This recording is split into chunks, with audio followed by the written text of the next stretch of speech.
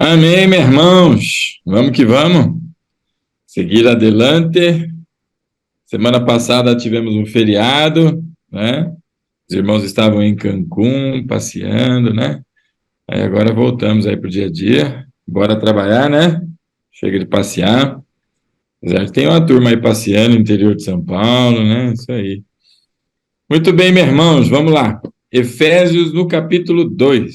Nós, até a semana retrasada, graças a paz, minha irmã Célia, bem-vinda. Obrigada. Amém. Amém. Na semana passada, opa, tem mais um integrante aí. Boa noite, paz. Graças a paz, meu irmão. Paz. Nós, na semana passada, então, não tivemos o nosso encontro aqui, em função aí das atividades aí de cada um por conta do feriado, mas nós paramos no início, ingressamos semana passada no capítulo 2 de Efésios, não é? E para que a gente faça uma pequena recapitulação, no final do capítulo 1, onde nós estávamos, não é? Nós tratamos especificamente dos versos 19 até o 23, e para que a gente pudesse compreender o significado destes versículos, não é? Nós avançamos até o 10 do capítulo 2. Então, vamos fazer uma releitura, só para que faça aquele momento de um flashback para os irmãos, né? Tirarem as teias de aranha do cérebro. E vamos lá, capítulo 1 de Efésios, verso 19, assim diz então a palavra do Senhor. E a incomparável grandeza do seu poder para conosco, os que cremos, conforme a atuação da sua poderosa força. Este é o terceiro de 3 itens que fala o apóstolo Paulo da sua oração, para que os olhos do coração fossem abertos ou iluminados, como está no verso 18. Ele cita 3 objetivos para os quais a sua oração é que Deus ilumine os olhos, porque sem essa iluminação por parte do Senhor, não se percebe. Não se percebe o quê? Primeiro, não é? A fim de que vocês conheçam a esperança para a qual ele os chamou. Né? Tem muito crente que não tem o seu norte setado, não é? Não entende a sua esperança, a esperança do seu chamamento, não é? Falamos disso semana passada. O segundo ponto, as riquezas da gloriosa herança dele nos santos, não é? A herança do Senhor, não é? Que nós recebemos. Portanto, aí essas 2 primeiras indicações. E no verso 19, a terceira delas, que é a incomparável grandeza do seu poder para conosco, os que cremos. Então, este poder do Senhor, ele é exercido e tão somente exercido neste grupo, não é para todos. E aí a gente já desmonta, a partir daí, teologias furadas, como, por exemplo, da universalidade do chamado de Deus, da universalidade da salvação. A salvação, ela não é universal, não é? Tem muita gente aí de teólogos liberais dizendo por aí que, assim, todo mundo vai ser salvo, fica tranquilo que está todo mundo salvo, né? As pessoas se esquecem do arrependimento, as pessoas se esquecem da conversão e uma série de coisas. Então, ele traz ali, e a incomparável grandeza do seu poder para conosco, os que cremos. Este poder é atuante nos que creem. Este poder foi exercido e foi eficaz naqueles que creem. E eles creem conforme a atuação da sua poderosa força. É isso que Paulo exalta aqui no verso 19, como o terceiro dos 3 pontos para que se iluminem os olhos para a contemplação. E este poder que é incomparável, essa força que não tem par na criação, não tem par no conhecimento humano, e toda a ciência somada, subtraída, dividida, multiplicada, exponenciada, não existe comparação. Este poder foi usado, não é, por Deus na vida daqueles que creem. E ele descreve que poder é este, não é? Verso 20. E este poder ele exerceu em Cristo, ressuscitando-o dos mortos e fazendo assentar-se à direita, ou à sua direita, nas regiões celestiais. Então, este poder é exatamente o mesmo que o Senhor fez uso na vida do Senhor Jesus, não é, ressuscitando ele dos mortos e em seguida, não é, o fazendo assentar-se à direita do Senhor nas regiões celestiais. E essa posição de Jesus, o verso 21, muito acima de todo governo, toda autoridade, poder, domínio e de todo nome que possa ser mencionado, não apenas nessa era, mas também na que há de vir. Então, a posição que o Senhor alcança e que nós também alcançaremos em Cristo, porque essa é a vitória dele, a gente participa da vitória do Senhor Jesus Cristo, né? É uma posição que o crente tem, o cristão tem, né? Que já é acima de todos esses poderes em Cristo. E aí ele diz no verso 22, Deus colocou todas essas coisas debaixo dos seus pés e o designou como cabeça de todas as coisas para a igreja, que é o seu corpo, a plenitude daquele que enche todas as coisas em toda e qualquer circunstância. E aí agora a relação de Cristo com a igreja, sendo ele o primeiro, não é? As primícias aí deste povo agora que passa a ser regenerado pelo seu sacrifício, pelo sacrifício de Cristo na cruz. Ele é a plenitude, ele que enche todas as coisas. Tudo é por ele, por meio dele e para ele, não é? E que em toda e qualquer circunstância. E aí no capítulo 2, portanto, o final do primeiro, o apóstolo Paulo exalta essas três características que são, não é, situações agora verdadeiras e presentes na vida daqueles que estão em Cristo, que foram então alvos deste poder que é incomparável.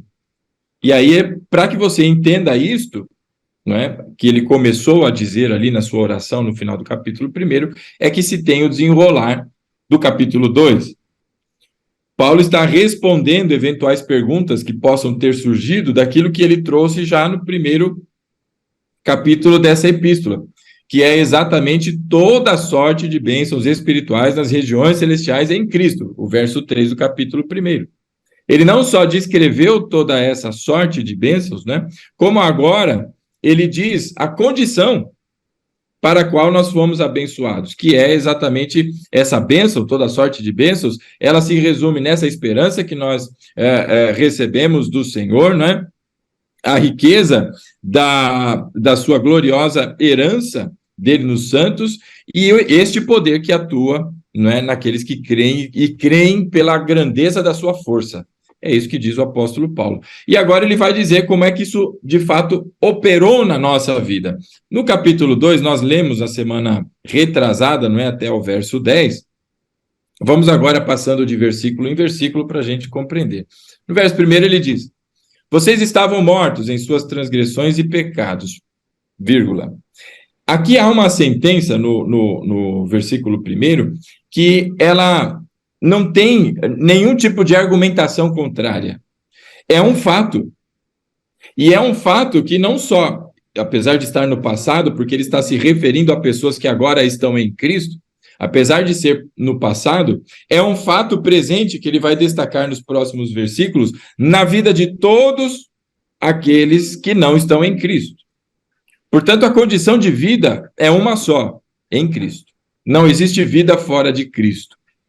Isso é um fato. Então, o versículo 1 dá um estabelecimento, não é, da condição da humanidade sem Cristo. A humanidade sem Cristo é uma humanidade morta, e morta nas suas transgressões e pecados.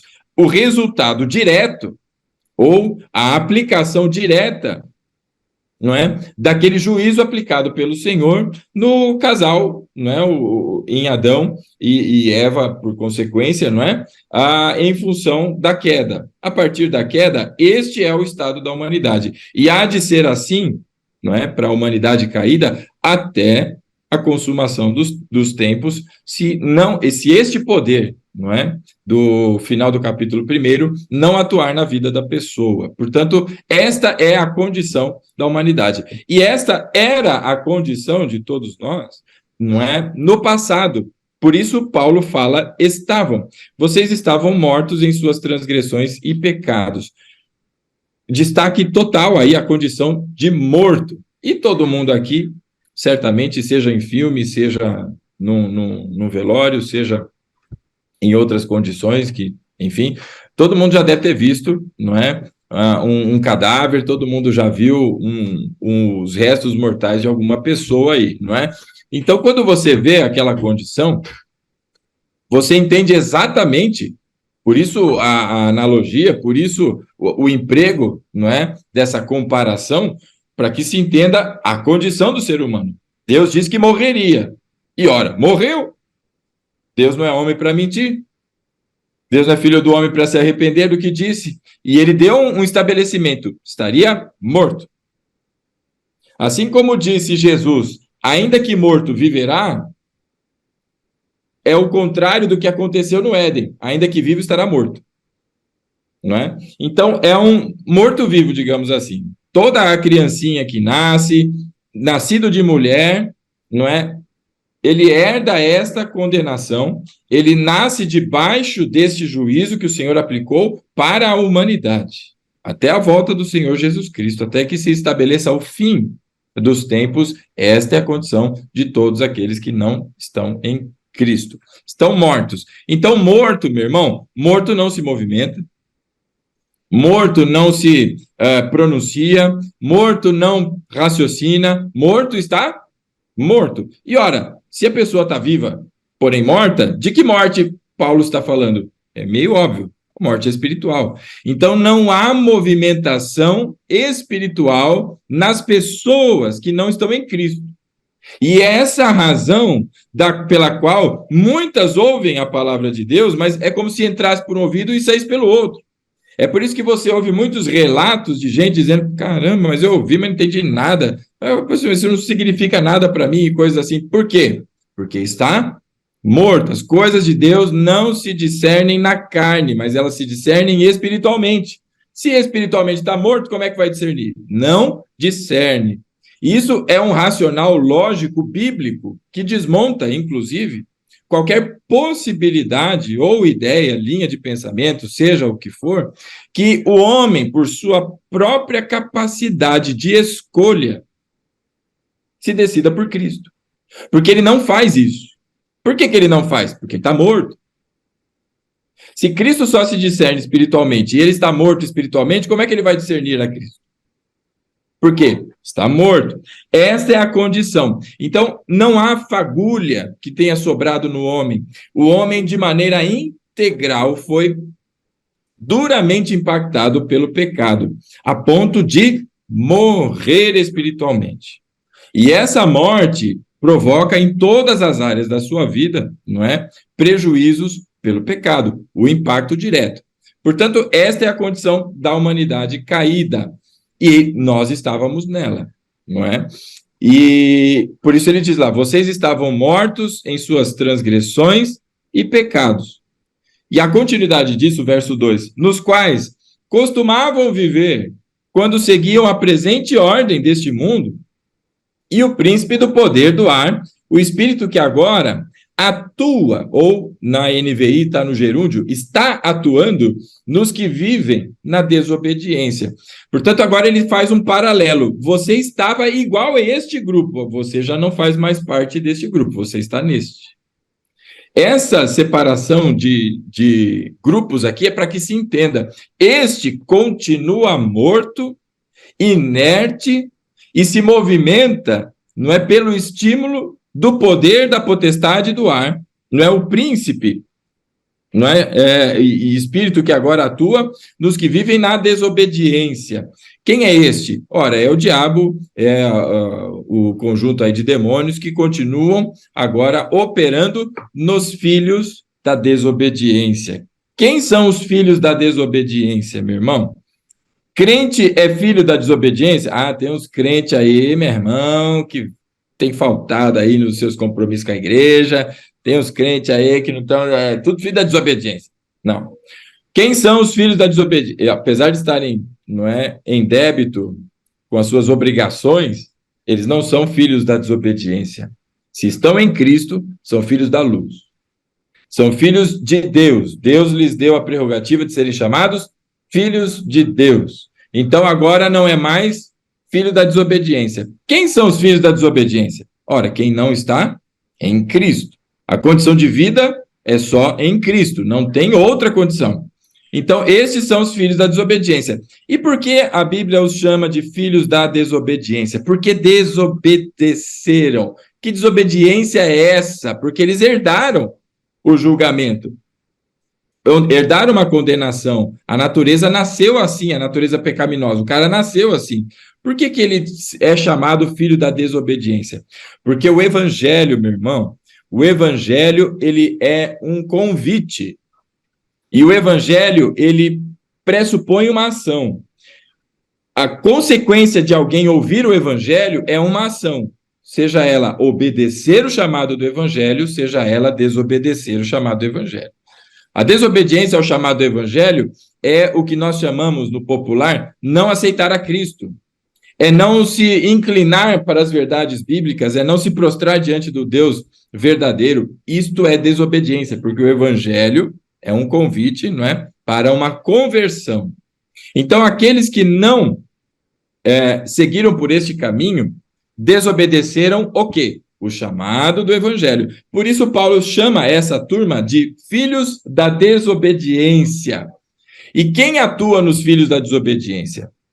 Ora, o diabo, não é, diretamente neste domínio que existe no mundo tenebroso que nós estamos, que é um mundo, não é, julgado, condenado, não é, e que está agora vivendo debaixo de um juízo. Por isso ele diz, não é, verso 2, nos quais costumavam viver quando seguiam a presente ordem deste mundo. Então, todos nós que estávamos nessa condição de mortos, fazíamos a mesma coisa que todos estes que não estão em Cristo fazem. Por mais que você fosse uma pessoa que não dissesse palavrão, por mais que você fosse uma pessoa que por conta de saúde, qualquer motivo, não tomasse nenhum tipo de bebida, que não sei o quê, você era um filho da desobediência e estava morto. E aí vem o verso 3. Anteriormente, diz o apóstolo Paulo, não é? Todos nós também vivíamos entre eles. E aqui, vamos parar até essa primeira parte. Ele diz, anteriormente, todos nós vivíamos também, não é? Entre eles. O que ele está querendo dizer? É que o apóstolo Paulo e todos os judeus agora convertidos tinham a mesma condição. E aqui, o apóstolo Paulo, ele derruba uma muralha enorme que existia no passado. O povo de Israel entendia que eles eram a nação escolhida, a raça eleita, e os gentios não tinham espaço, porque Deus era Deus exclusivo de Israel. Essa era a compreensão. Ao passo em que Israel é um povo exclusivo de Deus, mas Deus não é exclusivo de Israel. Assim também, quando veio o Senhor Jesus, não é? O samaritano disse para Jesus lá, né? Quando ele encontra com aquela mulher no poço, os samaritanos dizem para ele que ele é o Salvador do mundo. Anteriormente, os discípulos tinham dito para ele que ele era o Salvador, não é? O Messias, Salvador de Israel, porque tem essa visão da nação, o povo ali, fechadinho. E aí vem um samaritano para abrir os olhos deles ali, né? No capítulo 4 do Evangelho de João, para dizer que não, este é o Salvador do mundo. Então, o que faz Paulo aqui? Ele está derrubando uma muralha enorme que havia e que se separava, não é? Aquele que era o judeu e aquele que era o gentio. E agora não tem mais, porque Paulo está trazendo aquilo que nós chamamos de revelação. No passado, os profetas traziam revelação. Por quê? A palavra, o cânon, estava sendo construído e Deus estava revelando coisas que não eram conhecidas nem pelos profetas e não é coisas do futuro da vida de alguém, como hoje o pessoal diz, Deus revelou não sei o quê. É emprego errado das palavras, né? A revelação aqui é escriturística, é profética, e não é profética no sentido que se usa hoje, que é o sentido errado, para acionar o termo da profecia. É da profecia da palavra do Senhor, e não que a pessoa vai ganhar não sei o quê, porque a pessoa é isso, aquilo, isso é outra coisa, não é? É nesse sentido. Então, Paulo aqui está exercendo um papel apostólico, e que o colégio apostólico somente e os profetas daquela época tinham essa autoridade e este chamado, e que se encerra, porque o cânon acabou, não tem mais. O que tinha a ser revelado já foi revelado, não tem novas revelações, não é? A revelação, não é, já foi dada, o alicerce foi posto. Paulo vai usar essas expressões, inclusive, nessa epístola, nós já vamos chegar lá. Então, o que ele está trazendo aqui é uma realidade que não era conhecida do povo. O povo, principalmente, de judeus não convertidos. E os gentios, que eram alvo das críticas e preconceitos dos israelitas, não é? Dos hebreus, agora, se percebem que estão todos dentro do mesmo cesto. Por isso diz aqui o verso 3 do apóstolo Paulo: anteriormente, todos nós vivíamos dessa maneira, entre eles. No verso 1 ele diz: vocês estavam, não é, mortos nas suas transgressões e pecados. No 3 ele diz: anteriormente, todos nós, vocês, todos nós, vocês, gentios, todos nós, judeus, judeus convertidos. Agora, todos, uma coisa só, não tem mais distinção entre linhagem sanguínea, se é levita, se é da tribo de Benjamim, não importa a sua nacionalidade, o que importa agora é que pelo sangue de Jesus, todos nós fomos feitos descendentes de Abraão, pelo sangue de Cristo, não pela minha descendência, ou pela minha ascendência, melhor dizendo, né?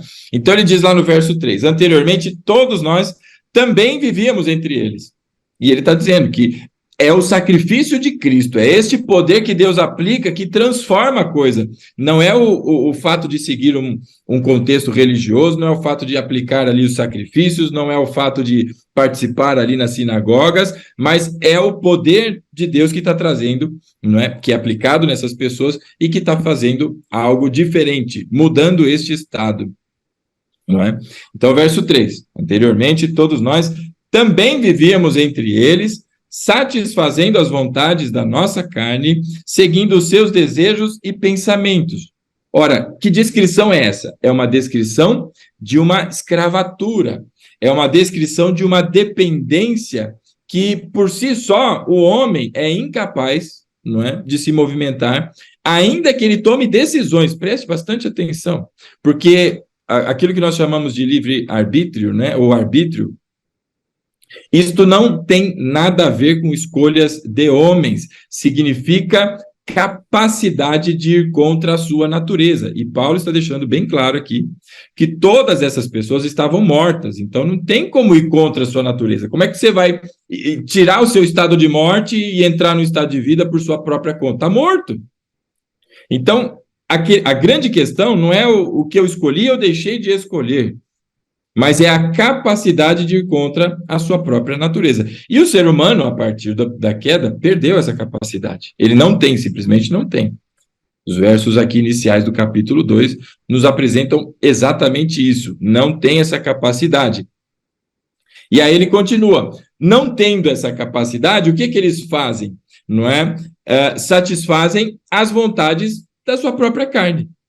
É isso que faz uma pessoa, não é, que não está em Cristo. Ele é um escravo das suas próprias vontades.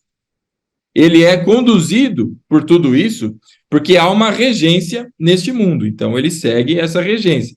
Ele segue os seus desejos e os seus pensamentos. Não importa o que diz a Bíblia, não importa todo o contexto que ele talvez seja capaz até de observar, mas ele segue os seus próprios desejos, não é? E os seus pensamentos. E isso é muito interessante prestar atenção, que na igreja evangélica, meu irmão, isso está lotado de gente. Eu já ouvi de pessoas dizendo, mas pastor, a vida inteira eu ouvi não sei o quê, aí o senhor prega tudo diferente do que eu ouvi a vida inteira. Por quê? Na mente está idealizado alguma coisa que foi construída ao longo do tempo. Só que isso, se não faz referência com o texto bíblico, isso não serve para nada. Tem que desconstruir e construir de novo. Por quê? Porque essas pessoas continuam seguindo os seus desejos e os seus pensamentos. Então, é a coisa mais natural que tem.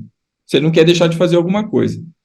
E talvez você já tenha percebido que isso é pecado, mas você está lá traçando um jeito da tua cabeça, achando que o céu e a espiritualidade funcionam igual ao Supremo Tribunal Federal. É só você fazer uma apelação lá, que o cara lá, o que é desprovido de cabelos lá vai dar uma sentença que está valendo.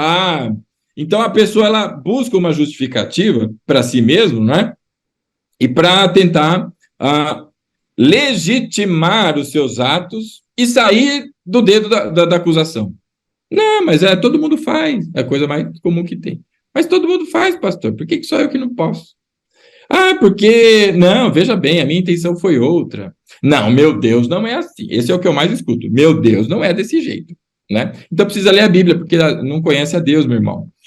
O Deus não é aquilo que a gente materializa na mente, é aquilo que ele se apresenta no texto sagrado. Este é o Deus bíblico, não é? Não um Baal que se tem por aí, que você troca a roupinha dele e fala que é Deus, você pinta lá o rostinho dele de outra cara e fala, não, isso aqui... Não. E aí, é exatamente isso que acontece, porque estas pessoas continuam seguindo os seus desejos, não é? E os seus pensamentos. Tem muita gente que não é nascida de novo, que frequenta templos evangélicos. Tem muita. E é de onde vem o tumulto, não é? Porque não nasceram de novo, e aí essas pessoas vão conduzir na igreja, é aquele papo que a igreja tem que se modernizar, porque toda igreja tem que ser pintada de preto, que se não for de preto não está na moda, que não sei... E nada contra quem tem igreja pintada de preto, é uma referência, porque isso parece que agora, se você não é igreja evangélica, então tá uma onda, umas coisas esquisitas, não é que o pessoal não sabe diferenciar direito. Então, o lance todo acontece que essa condição é a condição daquele que não é nascido de novo, porque está aprisionado. Ele segue os seus desejos e os seus pensamentos. E aí, depois dessa sentença, Paulo diz assim, como os outros, éramos por natureza merecedores da ira. Como os outros. Quem são os outros? De quem Paulo está falando? Vocês, gentios convertidos. Nós, judeus convertidos. Outros. Qualquer outra pessoa que não tenha sido convertida. Qualquer outra pessoa que não esteja em Cristo. Como os outros, como aqueles que não estão em Cristo, como aqueles que não nasceram de novo, é isso que Paulo está dizendo, não é? Nós todos éramos, por natureza, merecedores da ira. Quando ele diz nós todos, mesmo judeus convertidos. Porque não se trata de uma nacionalidade, não se trata de descendência sanguínea, mas se trata da obra de Cristo. Se é por ela, tem vida, e tendo vida, deixa de ser merecedor da ira. Mas neste estado de morte, o resultado é a ira. Então, por isso ele trata aqui no verso 3 essas questões, não é? Então, ele está descrevendo a condição, não é, que nós todos tínhamos antes do advento Cristo na vida de todos nós, não é? Aí, no verso 4, avançando aqui, meu irmão, ele diz o seguinte, aí vem o todavia, eu estou lendo a NVI, né? Todavia, contudo, entretanto, nós estávamos neste estado, filhos da desobediência, merecedores da ira pela nossa própria condição. E tudo isso que Paulo está dizendo não é algo assim que alguém possa pensar, meu Deus, que situação lamentável, como pode, não é? Eu estar nessa condição, eu que sou uma pessoa bondosa, piedosa e tudo. O que Paulo está trazendo é um cenário justo, é um cenário devido, como os outros éramos por natureza. Estávamos, assim, debaixo de condenação, merecedores da ira. É um cenário totalmente justo, não tem nenhum ponto de injustiça, não tem nenhuma falha que Deus talvez tivesse cometido, como alguém possa tentar se defender, não é? Pois é, Deus não foi justo. É um quadro 100% justo e adequado, não é? Aí vem o verso 4, onde ele diz, todavia, porém, ainda que fosse justo, não é? Você ser alvo da ira de Deus, ainda que fosse justo porque você era um filho da desobediência, alguma coisa aconteceu. E aí o verso 4 vem exatamente o que é que aconteceu. Ora, o que é que aconteceu? Deus, que é rico em misericórdia, Deus, que é rico em misericórdia, há algo acontecendo e que parte inteiramente, meu irmão. Nunca perca isso de vista, porque essa história que as pessoas falam que é irrelevante a maneira de se pensar, se fui eu que decidi para Cristo ou não. Não é irrelevante, irmão. Isso é palavra de Deus. Você está lendo aí comigo. Verso 4. Todavia, Deus, não tem nada de homem, é Deus. Deus que é rico em misericórdia. Por que ele está dizendo que é rico em misericórdia? Porque tudo isso que nós lemos até agora, dos versos de 1 a 3, é justo, é devido, é punição certa. Injusto é tirar preso, não é? Para que ele possa participar de eleição. Injusto e incorreto é mudar sentenças em benefício de outros. Agora, o que está acontecendo aqui é que essa condenação é justa e ela é devida para todos, sem exceção. A Bíblia diz que Deus, olhando a terra, não encontrou um justo sequer. E quando Deus o faz, Deus não faz como a gente. Eu vou pegar um helicóptero, subir no mais alto que eu puder, vou ver a terra toda e não vou ver ninguém. Deus, a sua leitura, a sua visão, ela compreende todas as eras, meu irmão. Em todos os tempos, terça passada dessa semana que se passou, o mundo alcançou 8 bilhões de pessoas. É gente que não acaba mais.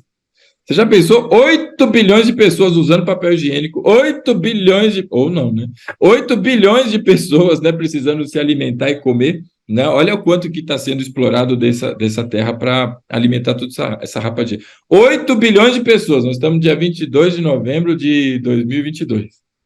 Agora, desde o início, quantas pessoas não nasceram e não morreram? O mundo não acabou. Daqui até o final do mundo, quantas outras pessoas nascerão e morrerão?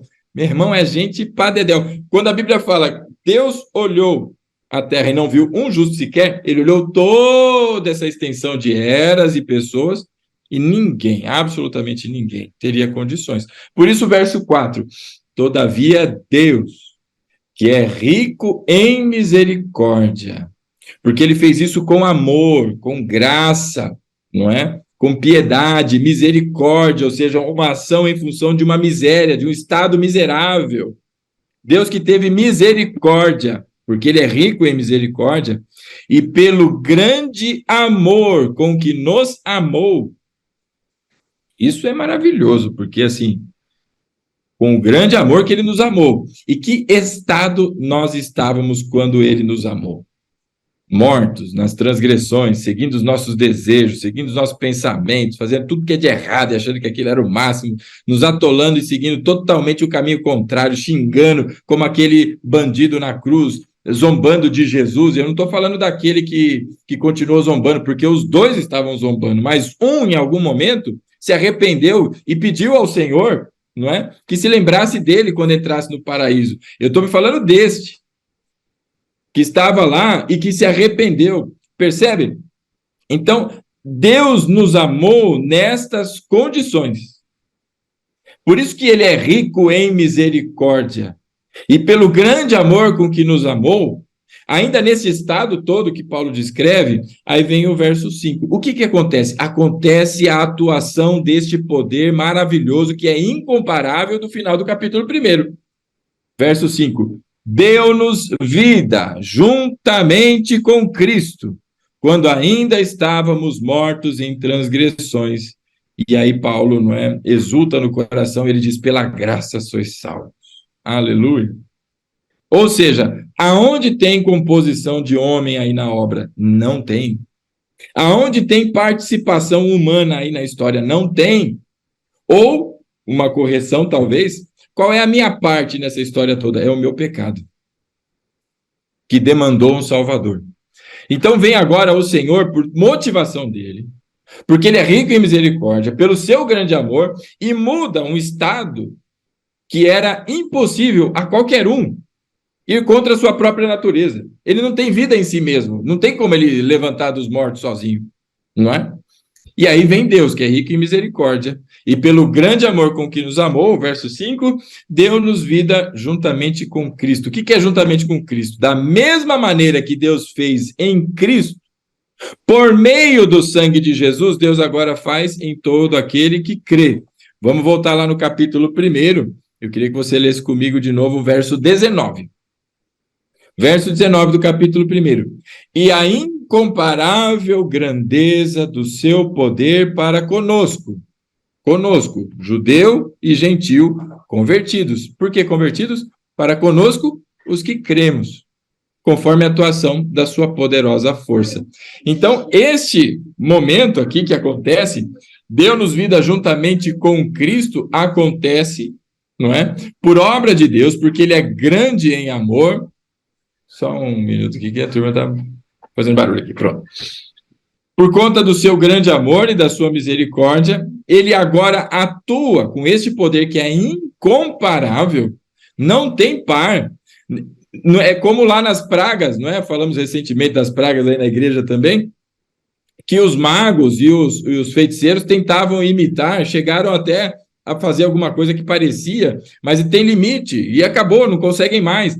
É incomparável o poder de Deus para com aqueles que creem, porque ele trouxe da morte para a vida, ele tirou a sentença em Cristo, que era contrária. É este poder maravilhoso, não é, que Paulo aqui está a falar. E isto tudo aconteceu em Cristo, por isso aí, juntamente com Cristo, quando estávamos mortos nas nossas transgressões. Então isso não parte da escolha do homem, porque o homem continuava morto. Como é que ele vai escolher se ele está morto?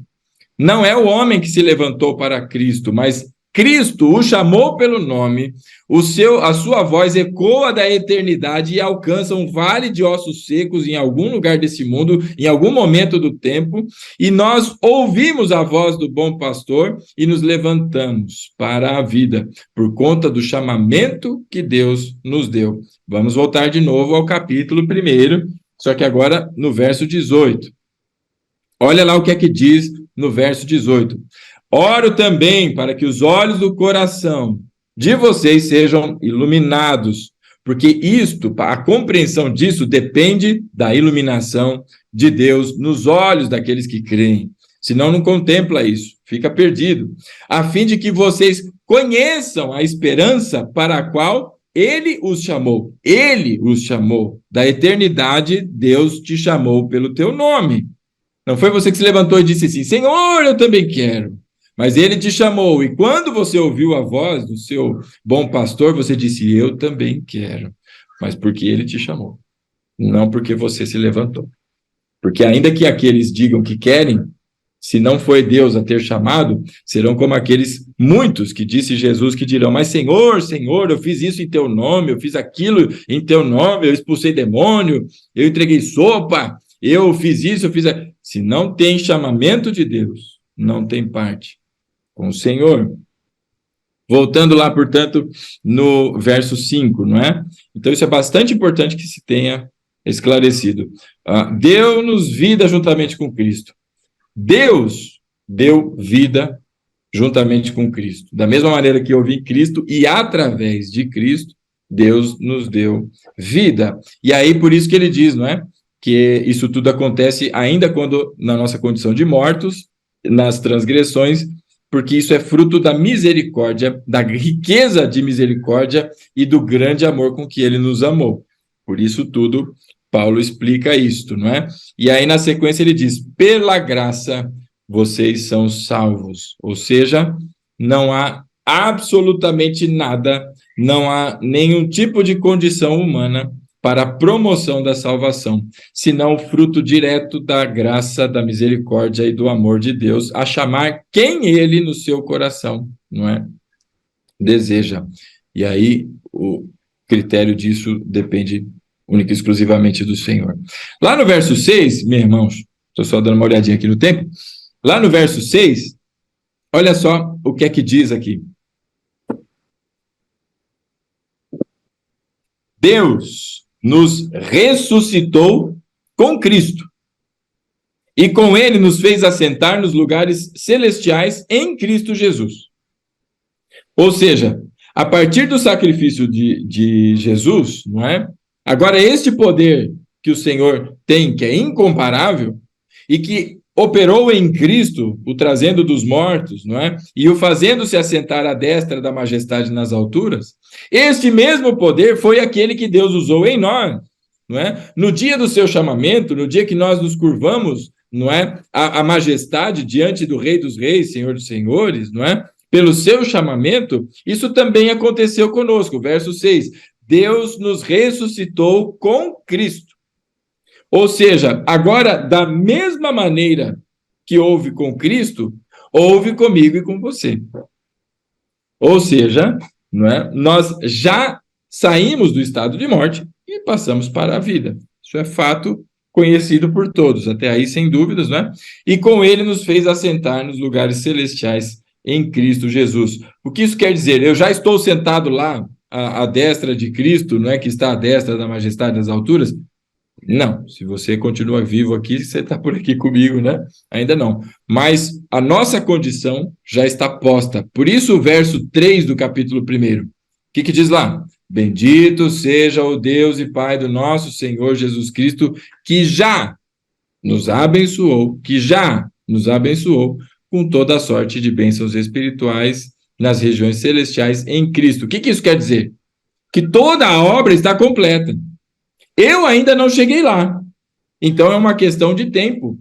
Por isso que a Bíblia nos ensina a contar os dias. Está chegando a hora. Cada dia que passa é um dia a menos que me separa, né, da eternidade com o Senhor. Então isso já está feito. Eu já tenho esta condição em Cristo.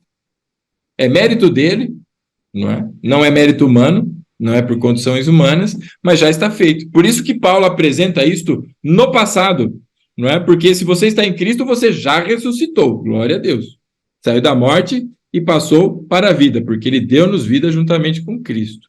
E você já tem as condições, não é? Assentos reservados, preparados, não é? Nas alturas, nos lugares celestiais, com Cristo Jesus. Sempre esta condição, em Cristo. Isso nós vamos ver Paulo repetindo a exaustão. Em Cristo, em Cristo, em Cristo. Porque é a única condição. Estar em Cristo. Não existe outra. No verso 7, a continuidade, ele diz que a razão de tudo isso é para mostrar nas eras que hão de vir a incomparável riqueza da sua graça, demonstrada em sua bondade para conosco em Cristo. Então aqui, meu irmão, Paulo é bastante contundente nas suas afirmações, não dá margem para outra interpretação, mas ainda há quem seja, não é, simpatizante de interpretações diferentes. Então, Deus fez isso. E ele fez isso porque ele é rico em misericórdia, verso 4, e pelo grande amor que ele nos amou. E para que ele fez isso? Ou seja, para que seja visível para as eras que hão de vir a incomparável riqueza da sua graça.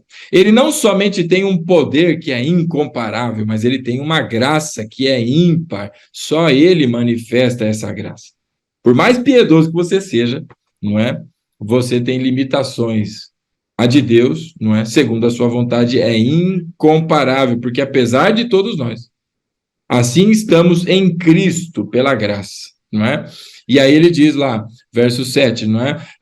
Para que se mostre nas eras que hão de vir a incomparável riqueza da sua graça e que é demonstrada em sua bondade para conosco em Cristo Jesus. Ou seja, isso é visto na cruz. A cruz é a manifestação, não é, da graça de Deus, não é, da sua bondade demonstrada para conosco.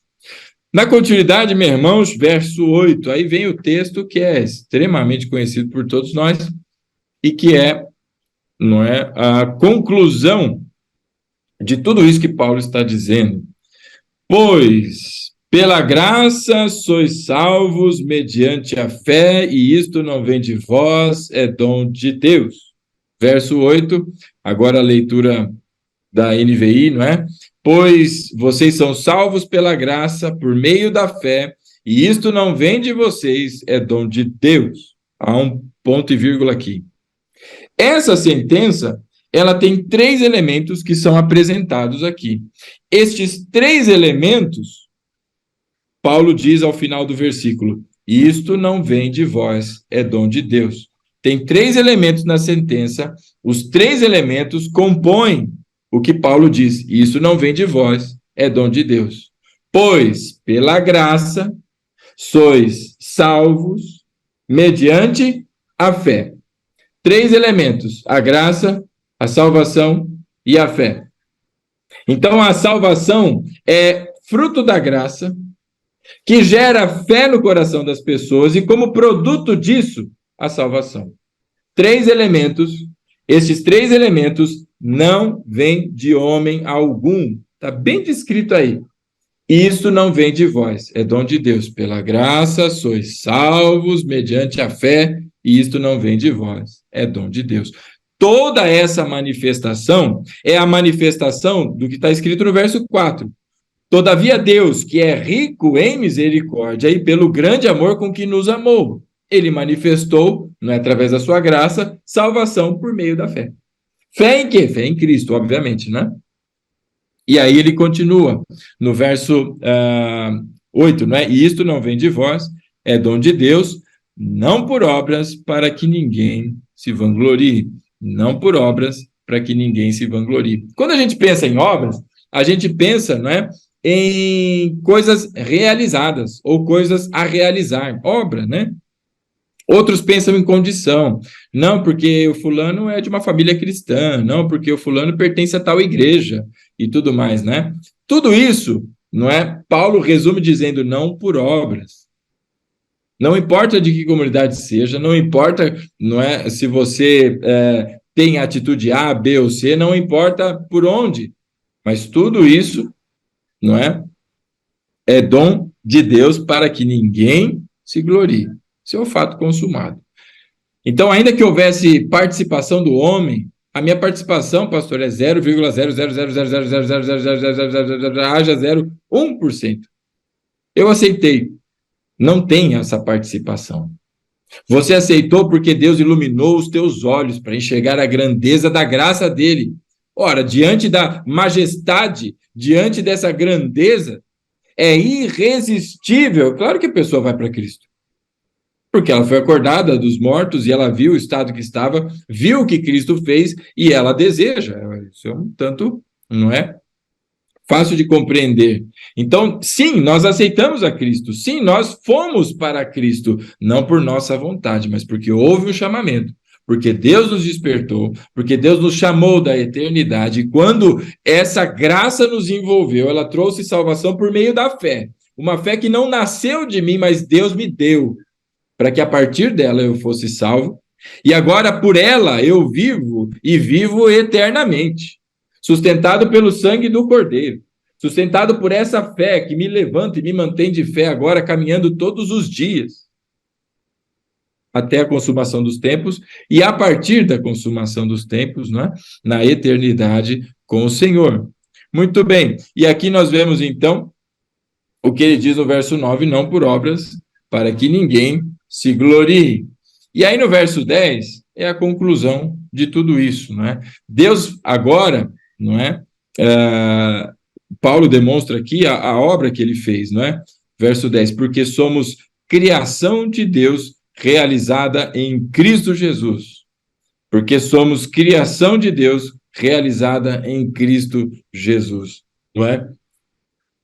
O Evangelho de João diz que por meio dele todas as coisas foram feitas e sem ele nada do que se fez teria sido feito. Então agora nós somos fruto exatamente dessa obra de Cristo, porque nós somos criação de Deus realizada em Cristo. É a partir de Cristo que há a criação. E esta criação, ela vem com um propósito. Ela não é despropositada, mas ela tem um propósito. Qual é o propósito? Para a realização das boas obras, as quais Deus preparou de antemão para que nós as praticássemos. As boas obras, meu irmão, a obediência ao Evangelho, a atenção ao nosso próximo, a adoração, não é, ao nosso Deus, a colocação de Deus no primeiro lugar, né, na nossa vida, buscar primeiro o reino de Deus, são as obras, não é, que são boas obras, porque partem do Espírito. É Deus, o Pai de toda boa dádiva, e ele as preparou de antemão. Esse antemão tem referência, como diz no primeiro capítulo, dos versos de 3 a 14, né? Antes da fundação do mundo, para que nós as praticássemos. Ele as preparou para nós, para demonstrar a este mundo, não é? Olha no verso 7, para mostrar nas eras que hão de vir a incomparável riqueza da sua graça demonstrada em sua bondade para conosco em Cristo Jesus. Agora todo mundo vê a bondade de Deus na transformação da sua vida. Agora todo mundo vê a riqueza da graça na transformação da tua vida. Você que era um arruaceiro, você que era uma pessoa que ninguém botava, não é, esperança, você que era isso, você que... Todo mundo na casa do Senhor, na mesa da graça, meu irmão, todo mundo é ex. Você é ex alguma coisa. Ex-pecador, ex-bandido, ex não sei o quê, todo mundo é ex, não tem quem seja. Não é lugar de estrelas, mas é lugar de gente que está sendo regenerada, transformada pela graça, não é? Todo mundo é ex na casa do Senhor. Não tem aquele que é, o único que é, não é? É o Senhor. Por isso ele diz, eu sou. Nós não podemos pronunciar isso. Nós estamos em Cristo, mas Deus é. Ele é. Por isso ele diz no verso 10, né? Porque somos criação de Deus, realizada em Cristo Jesus, para fazermos as boas obras, as quais preparou, não é, de antemão, para que nós as praticássemos. Eu vou estacionando por aqui, por conta só do horário, meu irmão, mas na semana que vem, a gente retoma este finalzinho e avança no capítulo 2. Até a conclusão do capítulo 2, Paulo agora continua desconstruindo, derrubando aquele muro que separava judeu de gentio, né? Ele agora está demonstrando que isso, meu irmão, nunca houve. Só que Deus não deixava isso ser conhecido por, não é, seu propósito divino. Ele tornou conhecido a partir de Cristo. Então não há este muro de separação. E ele vai até o final do capítulo 2 nos mostrar isso, não é? Então aqui, o que fica claro para todos nós é a obra do Senhor, o poder que é incomparável de Deus e que atuou em todos nós que estamos em Cristo, os que cremos, e em que momento da vida isso aconteceu, não é? Quando nós estávamos mortos nas nossas transgressões, impedidos de toda a possibilidade de que por nossa própria conta buscássemos um caminho, mas ele nos resgatou, ele foi atrás de todos nós e em Cristo nos deu vida. Por isso, pela graça, sois salvos, não é? Mediante a fé, e isso não vem de nenhum de nós, é dom de Deus, para que se mostre nas eras que hão de vir a riqueza da sua graça e a bondade, não é, demonstrada através de Cristo Jesus. É isso, meus irmãos. Amém?